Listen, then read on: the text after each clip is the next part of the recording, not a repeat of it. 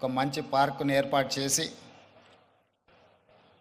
ఈ కార్యక్రమ ప్రారంభోత్సవానికి నాతో పాటు మెగాస్టార్ కేంద్ర మాజీ మంత్రివర్యులు మనందరి అభిమాన నాయకుడు చిరంజీవి గారిని ప్రత్యేకంగా ఆహ్వానించి అదేవిధంగా తెలంగాణ మంత్రివర్యులు జూపల్లి కృష్ణారావు గారిని అదేవిధంగా చీఫ్ విప్ శాసనమండలి పట్నం మహేందర్ రెడ్డి గారిని లోక్సభ సభ్యులు మిత్రుడు సీఎం రమేష్ గారిని రాజ్యసభ సభ్యులు అనిల్ కుమార్ యాదవ్ గారిని శాసనసభ్యులు మల్రెడ్డి రంగారెడ్డి గారిని స్థానిక శాసనసభ్యులు కాలే యాదయ్య గారిని ఇతర రంగారెడ్డి జిల్లా నాయకులందరినీ ఆహ్వానించి ఒక మంచి కార్యక్రమాన్ని ఏర్పాటు చేయడం జరిగింది. వాస్తవంగా మా ప్రభుత్వం ఏర్పడిన తర్వాత అధికారులతో మంత్రులతో చర్చించి తెలంగాణ రాష్ట్రం ఐటీ ఫార్మా రంగాలలో రాణించడం, ఇన్ఫ్రాస్ట్రక్చర్ రంగాలలో దేశంలోనే ప్రముఖ సంస్థలు తెలంగాణ రాష్ట్రం నుంచి ఈరోజు నిర్మాణ రంగంలో రాణించినాయి. ఇక తెలంగాణ రాష్ట్రానికి కావలసింది temple tourism, health tourism, eco tourism. ఒక రాష్ట్రం యొక్క ఆదాయం పెరగాలి, ఒక రాష్ట్రానికి గుర్తింపు రావాలి అని అంటే పరిశ్రమలు, పెట్టుబడులే కాదు, ఆ రాష్ట్రంలో ఉన్న టెంపుల్ టూరిజం, ఎకో టూరిజమే ఆ రాష్ట్రం యొక్క ఆదాయాన్ని పెంచడమే కాకుండా రాష్ట్రం యొక్క గుర్తింపు గౌరవాన్ని కూడా పెంచుతుంది. ఈరోజు మనకు సంబంధించిన మిత్రులు కావచ్చు, బంధువులు కావచ్చు, చాలామంది వాళ్ళ పిల్లల పెళ్ళిళ్ళు చేయాలన్నా, శుభ కార్యక్రమాలు ఏమైనా చేయాలి అని అంటే మన ప్రాంతం కాకుండా రాజస్థాన్కో లేకపోతే ఇతర దేశాల్లోకి వెళ్ళి అక్కడ కార్యక్రమాలు చేసుకుంటున్నారు. దానికి ప్రధానమైన కారణం ఆ ప్రాంతంలో ఉండే టెంపుల్ టూరిజం, అదేవిధంగా ఎకో టూరిజం. వీటితో పాటు ఎవరిని కదిలిచ్చినా మన వాళ్ళని బెంగళూరు జిందాల్లో జాయిన్ అయినని కొంతకాలము అని చెప్పి చెప్తూ ఉంటారు. మనం ఈరోజు మందిరాలను దర్శించుకోవాలంటే తమిళనాడుకో ఇతర రాష్ట్రాలకో వెళ్తున్నాం. ఫారెస్ట్లో ప్రకృతి సహజ వనరులను చూడాలి అంటే మధ్యప్రదేశో లేకపోతే ఇతర రాష్ట్రాలకు వెళ్తున్నాం. అదేవిధంగా హెల్త్ టూరిజం విషయంలో కూడా మనం ఎక్కడెక్కడికో వెళ్ళాల్సిన పరిస్థితి. కానీ అన్ని సహజ వనరులు ఉన్న తెలంగాణ రాష్ట్రంలో ఇప్పటి వరకు ప్రభుత్వాల దృష్టి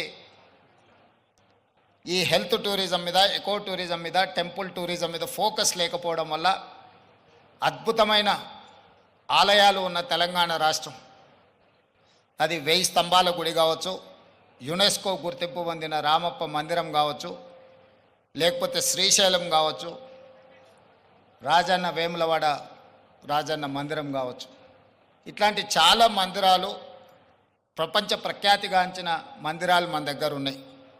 ఈరోజు కవాల్ కావచ్చు, tiger reserve forest, Nallamala tiger reserve forest కావచ్చు, జూపల్లి కృష్ణారావు గారు ప్రాతినిధ్యం వహిస్తున్న కొల్లాపూర్ ప్రాంతం, నల్లమల అటవీ ప్రాంతం, కృష్ణానది జలాలు ప్రవహిస్తున్న ప్రాంతం, అక్కడ మందిరాలకు, అక్కడ ప్రకృతి సహజ వనరులకు కొదవలేదు. మల్లెల తీర్థం లాంటి ప్రాంతాలు మన దగ్గర ఉన్నాయి. కానీ వీటికి ఇవ్వాల్సినంత ప్రాధాన్యత, తీసుకురావాల్సినంత గుర్తింపు తీసుకురాకపోవడం వల్ల మన రాష్ట్రంలో temple tourism, eco tourism, health tourism వెనుకబడుతున్నది. ఈరోజు ఎకో టూరిజంలో టూరిజం పాలసీని ఈ మధ్యలోనే శాసనసభలో మనం చర్చించడం, దానికి మంత్రి జూపల్లి కృష్ణారావు గారే ఆ పాలసీ తయారీలో కీలక పాత్ర పోషించింది. రాబోయే కొద్ది రోజుల్లో టూరిజం పాలసీని తీసుకొచ్చి టూరిజం పాలసీలో ఎకో టూరిజంను ప్రోత్సహించాలని ఈరోజు మన ప్రభుత్వం ముందుకు వెళ్తున్నది. కానీ ప్రభుత్వానికంటే ముందే ఎకో టూరిజం ఈరోజు రామదేవరావు గారి ఏర్పాటు చేసిన 150 ఎకరాలలో ఒక అద్భుతాన్ని సృష్టించిండు. ఈ అద్భుతం వారికి ఒక్కరికి ఆదాయం తెచ్చిపెట్టేది కాదు, రాష్ట్రానికి కూడా ఆదాయం తెచ్చిపెడుతుంది, రాష్ట్రానికి కూడా గుర్తింపు గౌరవం తెచ్చిపెడుతుంది. ఈరోజు మనం మొక్కలు కొనాలంటే గోదావరి జిల్లాలకు వెళ్ళాల్సిన పరిస్థితి.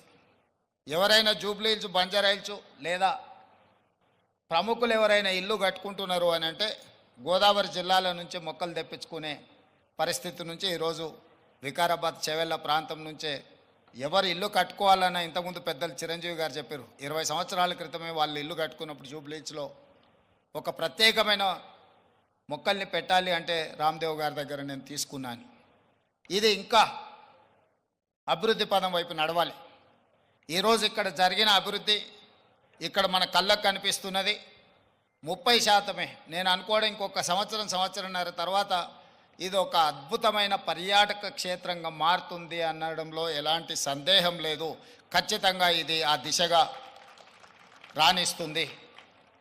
ఇక్కడ మేము కొంతనే చూసినాం, మిగతా ఏర్పాట్లు కూడా అద్భుతంగా చేస్తున్నారు. దీంతో పాటు ఇంతకుముందే మా యాదయ్య గారు చెప్తున్నారు, వికారాబాద్కి హవా లాఖో రూపాయి కా దవా అని. వికారాబాదులో ఉన్న అడవిని ఆనాడు నిజాం సర్కార్ మెడిసినల్ ప్లాంట్స్ పెట్టి మీకు మొత్తం తెలంగాణ రాష్ట్రంలో ఉండే టెంపరేచర్ కంటే చిరంజీవి గారు వికారాబాద్లో వికారాబాద్ అటవీ ప్రాంతంలో 2-3% టెంపరేచర్ తక్కువ ఉంటుంది. లెప్రసీ వచ్చిన వాళ్ళని వీళ్ళని తీసుకొచ్చి ఇక్కడ వికారాబాద్ ప్లాంటేషన్ అక్కడ వదిలేస్తే 2 monthsలో ఆటోమేటిక్ ఏ ట్రీట్మెంట్ అవసరం లేదు. ఇక్కడ ఉండే ప్రకృతి సహజ వనరుల వల్ల వాళ్ళకి ఆ రోగం నివారించబడుతుంది. గతంలో మెడికల్ ట్రీట్మెంట్ లేనప్పుడు ఎవరికైనా లెప్రసీ వస్తే వాళ్ళ కుటుంబ సభ్యులను ఇక్కడ తీసుకొచ్చి వికారాబాద్లో వదిలేస్తే 2-3 నెలల తర్వాత వాళ్ళని మళ్ళీ తీసుకెళ్తే వాళ్ళు టీబీకి సంబంధించి ఏ సమస్య వచ్చినా ఇక్కడ ఆ కుటుంబ సభ్యులను వదిలేసిపోతే 2-3 నెలలలోనే ఆటోమేటిక్ ఇక్కడున్న ప్రకృతి సహజ వనరులతో వాళ్ళకి తగ్గిపోయేది. అంటే ఈ ప్రాంతానికి ఒక ప్రత్యేకత ఉన్నది. అందుకే ఈరోజు జిందాల్ లాంటి వాటికి ఎక్కడికో వెళ్ళడం కాదు, ఇక్కడనే పెద్ద పరిశ్రమలకు సంబంధించిన వ్యక్తులు తొందరలోనే ఇక్కడ పెద్ద ఎత్తున ఏర్పాటు చేయబోతున్నారు వికారాబాద్ ప్రాంతంలో. మొన్ననే దావోస్లో అగ్రిమెంట్ చేయడం జరిగింది. తొందరలో వికారాబాద్ ప్రాంతాన్ని ఎకో టూరిజంలో పూర్తి స్థాయిలో అభివృద్ధి చెయ్యాలని ప్రభుత్వం ఏదైతే అనుకుంటుందో ఒక అడుగు ముందు ప్రభుత్వానికంటే రామ్దేవ్ గారు వేసి ఇంత మంచి వ్యవస్థని ఇక్కడ ఏర్పాటు చేసిండు. తొందరలో ఈ ప్రాంతం యొక్క అభివృద్ధికి ఇది ఒక ప్రాతిపదిక అవుతుంది. అందుకే ఈరోజు ఈ నిర్వాహకులను రామ్దేవ్ గారిని మనస్ఫూర్తిగా తెలంగాణ రాష్ట్ర ప్రభుత్వం అభినందిస్తుంది. ఇంకా రావాలి ఇట్లాంటి పర్యాటక క్షేత్రాలు. ఇదొక వ్యాపార కేంద్రంగా కాకుండా పర్యాటక క్షేత్రంగా కూడా రాణిస్తుంది అనడంలో ఎలాంటి సందేహం లేదు. ఈరోజు నాతో పాటు చిరంజీవి గారు, సీఎం రమేష్ గారు, మా మంత్రులు, శాసనమండలి సభ్యులు, శాసనసభ్యులు అందరు రావడం, ఇట్లా కార్యక్రమం రోజువారీగా ఎన్నో రాజకీయ కార్యక్రమాలలో పాల్గొంటుంటాం. కానీ ఈ కార్యక్రమంలో పాల్గొనడానికి ఒక ప్రత్యేకత ఉన్నది. ఈ ప్రత్యేకత రాష్ట్రం యొక్క ఆలోచనకు అనుగుణంగా ఉన్నది. ఈరోజు రాష్ట్ర ప్రభుత్వం ఏదైతే ఎకో టూరిజం పాలసీలో ఇలాంటి పార్కులు మేము డెవలప్ చేయాలనుకుంటున్నామో రాబోయే రోజుల్లో ఖాళీ వరి పండించడమే కాదు, ఇతర కమర్షియల్ క్రాప్స్ వైపు ఈరోజు ప్రకృతి వనాలను పెంచడానికి కూడా రైతులను ప్రోత్సహించడానికి ప్రభుత్వం వైపు నుంచి ప్రణాళికలు ఉన్నాయి. వాళ్ళందరికీ కూడా ఇలాంటి వ్యాపార కేంద్రాలు ఉంటే రైతులు పెంచే మొక్కల్ని కొనుగోలు చేయడానికి అవకాశం ఉంటుంది. 1 కోటి మొక్కల్ని తెలంగాణ రాష్ట్ర ప్రభుత్వం పెట్టాలంటే ఎక్కడో ఒకడ గ్రామాల దగ్గర ఆ మొక్కలను పెంపడానికి క్షేత్రాలు ఇస్తున్నాం. కానీ 6 నెలలు సంవత్సరమే పెంచితే అవి మేము నాటినప్పుడు 20-30% కంటే ఎక్కువ బ్రతకడం లేదు. అందుకే రాబోయే రోజుల్లో మా మంత్రి గారికి సూచన చేస్తున్నా, అదేవిధంగా ఫారెస్ట్ మినిస్టర్ గారికి కూడా నేను ఆదేశాలు ఇస్తా. 2-3 సంవత్సరాలు పెంచిన మొక్కల్ని తీసుకెళ్ళి నాటితే మొక్కలు బతకడానికి ఎక్కువ అవకాశం ఉంటుంది.